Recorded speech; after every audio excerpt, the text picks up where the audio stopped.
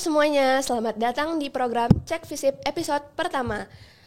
Jadi di episode pertama ini kita mengangkat judul B3, itu namanya Bongkar Bedah Belmawa. Sebelumnya kita kenalan sedikit dengan program terbaru dari BEM Visip Unri ini, yaitu podcast ini yang bernama Cek Visip. Nah, jadi program ini merupakan program podcast keluaran dari BEM Visip Unri yang tujuannya itu untuk mewadahi teman-teman mahasiswa Visip Unri untuk menyampaikan hal-hal terkait akademik gitu kan, kayak teman-teman misalnya nanti mau membahas tentang hal akademik atau non akademik yang lagi happening di luar sana, itu juga boleh banget hubungi kita via Instagram atau via WhatsApp.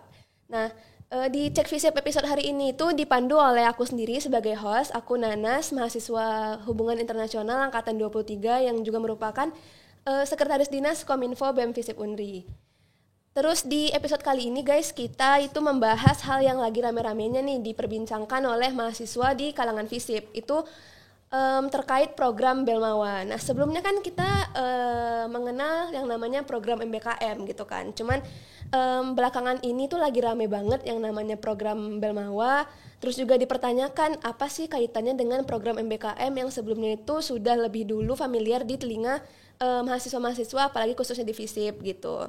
Nah, jadi untuk menjawab pertanyaan-pertanyaan dari teman-teman semua, kami sudah mengundang narasumber istimewa yang bisa membantu kita keluar dari kebingungan-kebingungan terkait program Belmawa ini. Baik, terima kasih Nanas. Perkenalkan, saya Auradian Marta, Wakil Dekan Bidang Akademik Fakultas Ilmu Sosial dan Ilmu Politik Universitas Riau. Sebelumnya terima kasih Bapak sudah meluangkan waktunya untuk hadir di sini gitu Pak. Jadi sebelumnya dari BEM Visip ini udah mengumpulkan pertanyaan-pertanyaan lewat Dinas Advokasma itu terkait Belmawa ini Pak gitu. Jadi sebelum kita masuk ke pertanyaannya, kita bahas dasar-dasarnya dulu boleh ya Pak? Kalau dari saya sendiri itu kan gimana sih konsep Belmawa ini sebenarnya Pak? Karena Belmawa ini kayak muncul tiba-tiba seperti akan menggantikan dari program MBKM ini sendiri gitu. Jadi kayak sebenarnya tuh apa sih perbedaan dari Belmawa dan MBKM ini sendiri gitu Pak? Mungkin boleh dijawab Pak.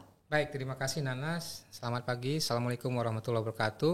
Waalaikumsalam warahmatullahi wabarakatuh. Baik, untuk menjawab itu tentu kita harus melihat dulu sebagai legal standing-nya.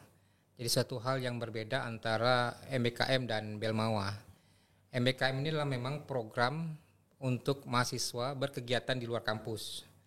Nah, ini banyak program yang telah ditetapkan oleh Peraturan Menteri nomor 3 tahun 2020, kemudian juga Permendikbud juga nomor 53 tahun 2023 bahwa mahasiswa itu diberikan hak ya belajar di luar perguruan tinggi selama 3 semester, 2 semester di perguruan tinggi lain dan 1 semester di perguruan tingginya sendiri. Nah, ini berbeda dengan Belmawa, yang mana ini merupakan program pengembangan kemahasiswaan yang di situ di dalamnya terdapat kreativitas mahasiswa untuk berkompetisi. Jadi beberapa program tersebut bisa dikatakan ada PIMNAS ya, yang dalam hal ini ada PKM, kemudian ada LDIM ya, lembaga kemudian LKTI ya, dan beberapa program kompetisi lainnya yang sesuai dengan bidang keilmuan yang ada di fakultas tentunya. Nah, ini satu hal yang berbeda dari segi legal standing, juga dari segi apa yang menjadi tujuan daripada MBKM maupun Belmawa itu sendiri, Anas. Baik.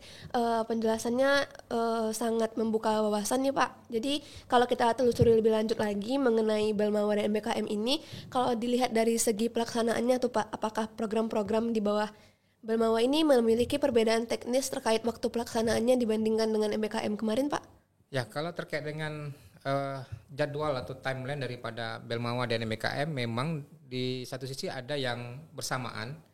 Ya, katakanlah kalau beberapa tahun yang lalu dikenal dengan MBKM flagship ya, yang didanai oleh kementerian, itu ada beberapa yang berkaitan dengan atau bersamaan dengan Belmawa.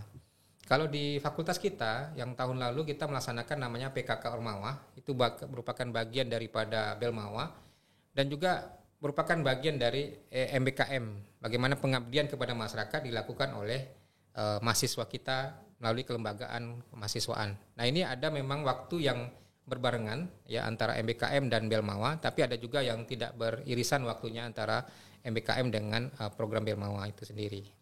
Baik, berarti sebenarnya Belmawa dan MBKM ini bisa dianggap sejalan gitu ya Pak? Bisa dianggap sejalan, ya, bergantung bagaimana melakukan manajemen ya terhadap mahasiswa, kemudian dosen pembimbing lapangan dan kelembagaan. Dalam hal ini tentu ada juga mitra strategis ya.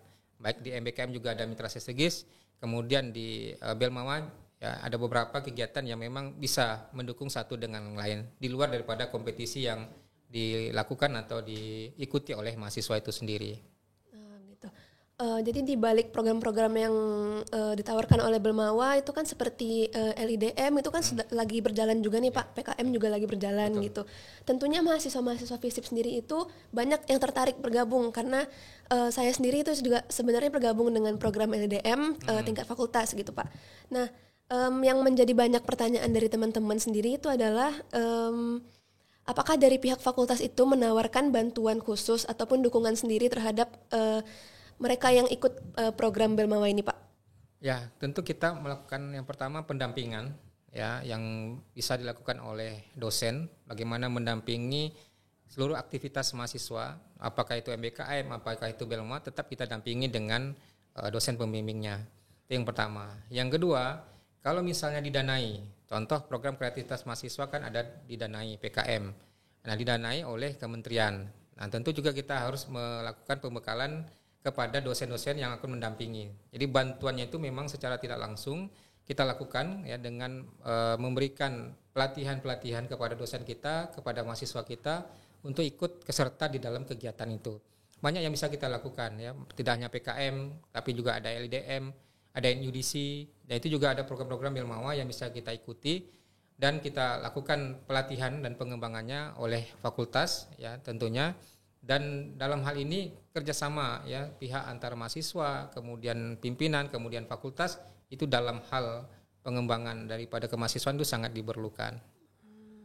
Berarti sejauh ini program yang ditawarkan Belmawa ini kan menarik sekali nih Pak. Jadi pastinya mahasiswa ini juga ada khawatir terkait jadwal yang bentrok dengan perkuliahan gitu Pak. Jadi gimana solusinya apabila nanti mahasiswa ini mengikuti program dari Belmawa terus ada bentrok dengan jadwal perkuliahan gitu Pak?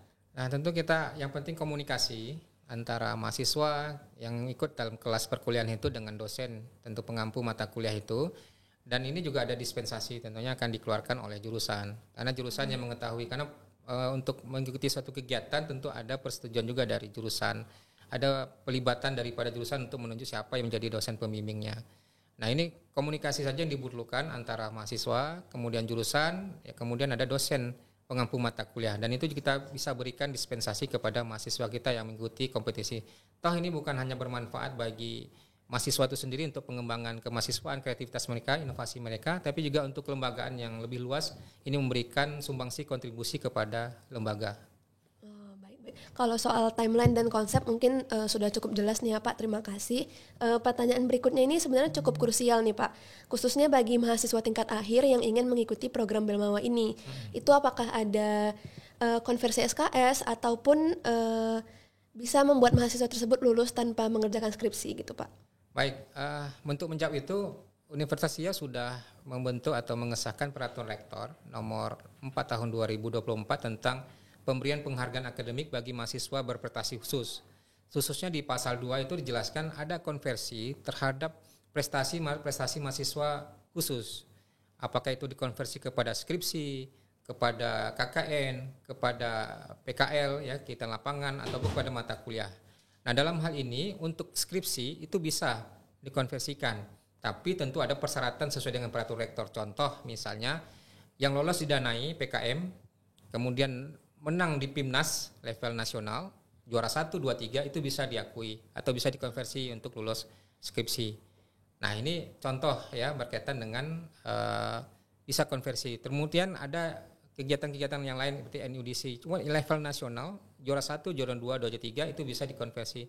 Termasuk juara MTQ juga. Nasional itu bisa juga ya, bebas skripsi, juara 1, juara 2, juara 3. Jadi itu memang sudah ditetapkan, tinggal nanti di fakultas itu akan dilakukan rapat ya untuk penentuan konversi itu. Ya, apakah itu bebas skripsi atau mata kuliah dan lain sebagainya. Nanti akan kita ajukan kepada rektor untuk dikeluarkan yang namanya SK kepada mahasiswa tersebut atau surat keputusan kepada mahasiswa tersebut. Nah, ini untuk penguatan legal daripada mahasiswa kita untuk konversi mata kuliah atau konversi skripsi atau yang lainnya. Baik. Mungkin terakhir nih Pak, kalau tadi kita bahas tentang mahasiswa semester akhir, kalau ini tentang mahasiswa-mahasiswa angkatan yang baru gitu Pak. Ada nggak program dari Belmawa ini sendiri yang itu bisa diikuti oleh mahasiswa-mahasiswa baru gitu?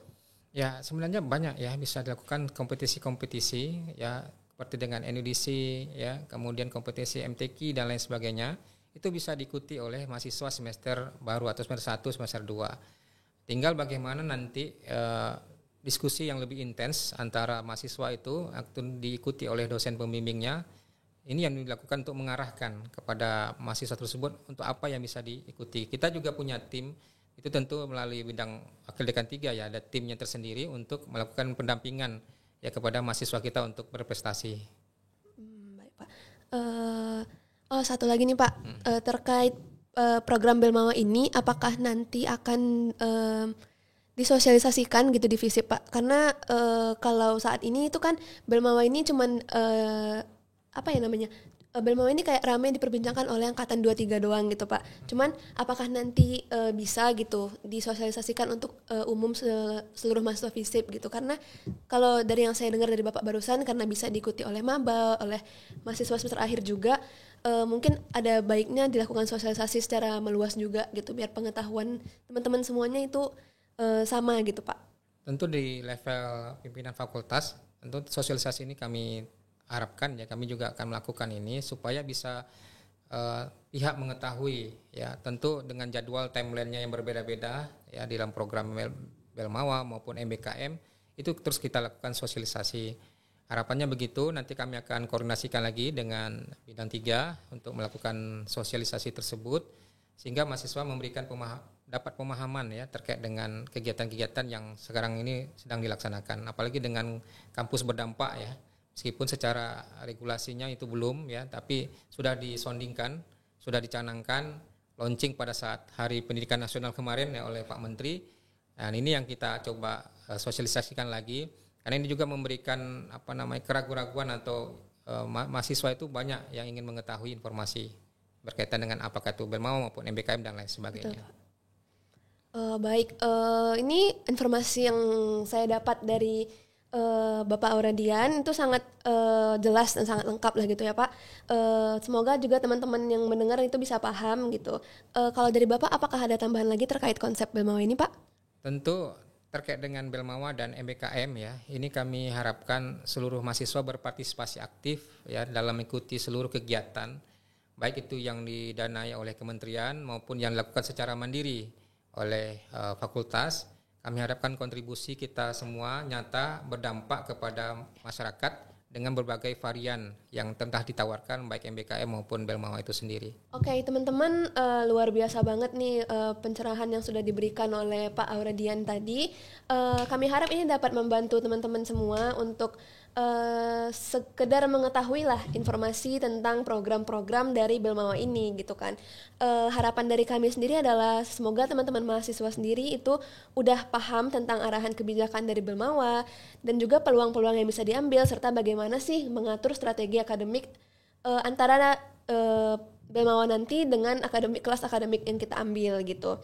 Mungkin untuk episode kali ini cukup sekian saja. Terima kasih buat teman-teman pendengar dari Cek FISIP episode pertama ini.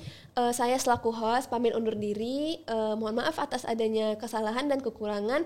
Terima kasih, sampai jumpa di next episode.